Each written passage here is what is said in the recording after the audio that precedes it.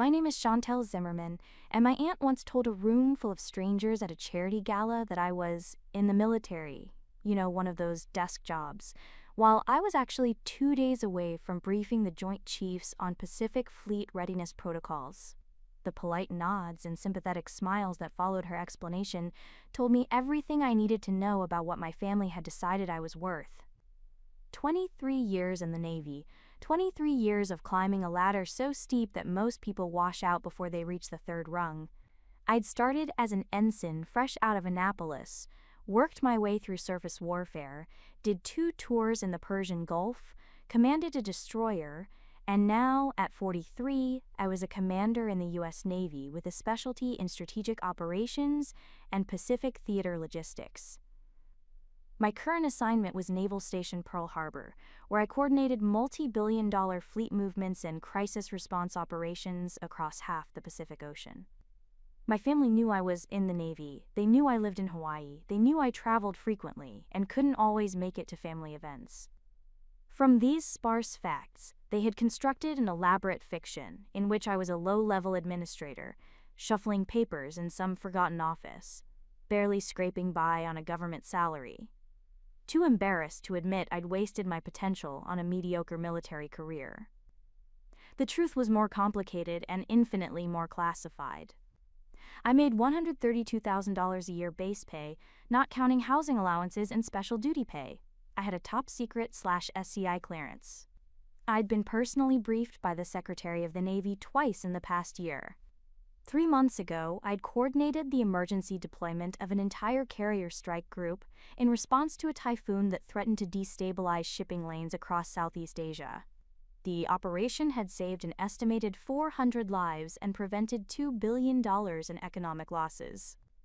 But you can't explain any of that to people who measure success by the size of your house and the prestige of your job title at cocktail parties. My cousin Jeremy was getting married. This fact had been conveyed to me via a formal invitation that arrived at my Pearl Harbor address 6 weeks prior, forwarded through 3 different mail routing stations before finally landing on my desk. The wedding was in Virginia, at some vineyard estate that cost more per hour than most people's monthly mortgage. Jeremy worked in finance, something involving hedge funds and private equity that he explained with the fervor of someone describing a religious experience. He made, by his own frequent admission, 7 figures. I'd almost declined. I had a critical operations review scheduled for the same weekend, and the idea of flying 8 hours across the Pacific and another 6 to the East Coast for a wedding felt like an operational nightmare. But my mother had called, one of her rare direct calls rather than voicemails, and her voice had carried that particular weight that mothers develop when they're not asking, they're telling. "Chantal, you need to come. The whole family will be there. People are starting to think you're avoiding us." "I'm not avoiding anyone. I'm stationed in Hawaii." "It's not exactly a short drive." "Jeremy specifically asked about you. He wants you there." I doubted that sincerely, but I'd agreed anyway. Sometimes the path of least resistance is the only tactically sound option. The gift had been a point of internal debate. What do you give a man who makes 7 figures and is marrying a woman whose father owns a chain of luxury car dealerships? I'd settled on a substantial check, $2,000, drawn on my Navy Federal account. It was generous without being ostentatious, and it had the benefit of being exactly the kind of gift that required no explanation or elaboration. I'd flown out on a Thursday, taken leave time I'd been accumulating for months, and arrived at my hotel in Arlington exhausted and already regretting the decision. The wedding was Saturday. I had 48 hours to be a dutiful family member, smile through whatever condescension came my way, and then escape back to Pearl Harbor, where people understood chain of command and didn't measure your worth by your square footage. Friday night was the rehearsal dinner. I'd worn civilian clothes, a simple Navy dress, understated jewelry, and arrived at the vineyard to find the place transformed into something from a wedding magazine. String lights, endless flowers, tables set with more silverware than any human could possibly need. My Aunt LaShonda had found me within 5 minutes. "Chantel, you made it!" She'd hugged me with the kind of enthusiasm that immediately put me on guard. "We weren't sure you'd actually come. You're always so busy with your work." The pause before work had been deliberate. "I'm here," I'd said simply. "And you look wonderful. I love that dress. Is it new?" "Relatively." "Well, you look like you're doing well. That's good to see. We worry about you, you know, all alone out there in Hawaii. No husband, no family nearby. Must be lonely." I'd smiled. "It's fine." "Are you still doing the administrative thing? What was it? Logistics?" "Strategic operations." Right. That sounds important." She'd patted my arm. "It's good that the military has positions for people who aren't on the front lines, you know? Not everyone can be a soldier." I was a commander in the United States Navy. I'd commanded over 300 sailors. But sure, not everyone can be a soldier. The dinner itself had been an exercise in patience. I'd been seated at a table with distant cousins I barely knew, people who worked in marketing and real estate and corporate law. They'd talked about their bonuses, their promotions, their vacation homes. When the conversation had finally turned to me, the questions had been polite but pointed. "What is it you do again, Chantel?" "I coordinate naval operations in the Pacific." "Oh, like scheduling?" "Something like that." "Must be stressful, all those details to manage." "It has its moments." They'd moved on quickly, satisfied that they'd fulfilled their social obligation to include me. I'd eaten my dinner and counted the hours until I could leave. Saturday morning, I'd woken to 14 missed calls, all from Pearl Harbor, all from the same number, the operations center. I'd called back immediately. Captain Yates, my direct superior, had answered on the first ring. "Zimmerman, where are you?" "Virginia. Family wedding. I'm on leave until Monday." "We need to cancel that. We've got a situation developing, Chinese naval exercises in the Philippine Sea, and they're not where they said they'd be. PACOM wants a full threat assessment and contingency plans by Sunday morning. I need you back here." I'd close my eyes. "When?" "There's a military transport leaving Travis Air Force Base at 1600 today. Can you make it?" I'd looked at my watch. It was 8:30 a.m. Travis was in California. The wedding started at 2 p.m. "That's going to be tight." "I know, but you're the only one with the full operational picture on this. We need you." "Understood. I'll be there." I'd hung up and immediately started making calculations. Wedding at 2 p.m., reception immediately following. Speeches typically started around 3:30 or 4 p.m. If I could get to the wedding, make an appearance, and then extract during the reception, I could make it to Reagan National, catch a commercial flight to San Francisco, and get to Travis with time to spare. It was doable. Barely. The wedding had been predictably extravagant.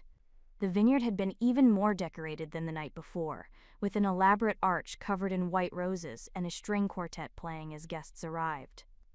I'd worn my dress uniform, the white one, with all my ribbons and insignia properly displayed. It was the appropriate attire for a formal military officer attending a wedding, and I'd thought it would be a simple, dignified choice. I'd thought wrong. My Aunt LaShonda had seen me first. Her eyes had widened. "Chantal, you're wearing your uniform!" "It's a formal event. This is appropriate." "But don't you think? I mean, it's a bit much, isn't it? This is Jeremy's day." I'd kept my voice level. "This is dress uniform protocol for formal occasions." She'd lowered her voice. "Honey, I know you're proud of your service, but you don't want to look like you're trying too hard. You know, some people might think you're showing off." I nodded slowly. "Understood. Maybe you could change? I'm sure you brought something else." "This is what I'm wearing." She'd pursed her lips but had let it drop. The ceremony itself had been beautiful in the way expensive things are beautiful, polished, perfect, utterly impersonal. Jeremy had looked nervous. His bride, Katrina, had looked radiant. The vows had been traditional. The kiss had been met with applause. And then we'd moved to the reception. The seating chart had been posted on an elaborate board near the entrance to the tent. I'd found my name and felt something cold settle in my stomach. Table 12. The kids' table. I'd stared at the placement card. Around me, other guests were finding their seats. adults being directed to elegant round tables with centerpieces and real china. The kids' table was smaller, off to the side, set with simpler decorations and plastic cups. I was 43 years old. I was a commander in the U.S. Navy, and I'd been seated with the children. Jeremy had appeared beside me, champagne glass in hand. "Chantel, you found your seat?" "I did." He'd glanced at the chart, then back at me, and something in his expression had been almost apologetic. Almost. "Yeah, so we had a lot of people to seat, and the kids' table had some room, and we figured, you probably couldn't afford a really substantial gift anyway, so it seemed fair to keep the premium seats for people who'd really contributed to our future. No offense." I'd looked at him for a long moment. No offense taken. "Great, glad you understand. I mean, we know military salaries aren't great, and you're not married so you don't have dual income, and Hawaii's expensive, so we just figured you'd appreciate not being put in an awkward position at a fancy table where people might ask about your success. You know?" That was thoughtful, right? That's what I said to Katrina. I said, let's not embarrass Chantel by putting her somewhere she'll feel out of place. Family takes care of family. He'd clapped me on the shoulder and walked away.